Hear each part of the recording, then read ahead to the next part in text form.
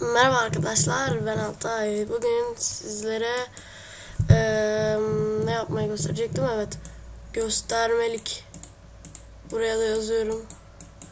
Göstermelik abone hilesini göstereceğim.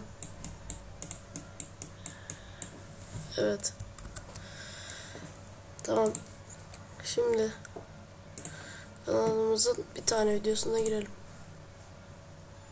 Niye buraya girdik? Geç.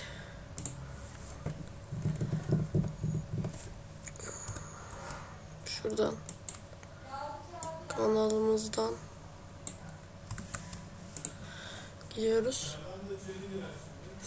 Herhangi bir videomuzu tıklıyoruz. Mesela buna bir Minecraft filmi bölüm 1. Az önce koydum. Evet. Yalnız durun bir dakika. Kendime yapmayayım. Mesela benim başka bir hesabım vardı, ona bakalım.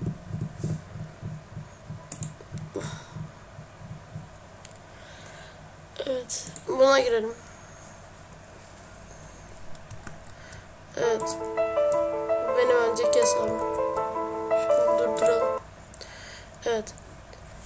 Şimdi biraz hastayım da bunu çekiyorum. Evet. Şimdi şuraya öğeyi denetle diyoruz. Ve böyle bir yer çıkıyor. Sonra şurada 2 yazan bölüme bakın. Şurada 2 yazan bölüme. 2 yazan yere. Şu küçük yer. İşte orayı basıyoruz oraya. 2 kere, sonra silip mesela 9 ya da 4 yapalım. Evet. Gördüğümüz gibi öyle gözüküyor. Niye yeniledi bu sayfayı şimdi? Tekrar deneyelim. Lan sen de çalışıp durmasana. Evet. Şunu öyle denetle. 2'den 9 bilmem ne.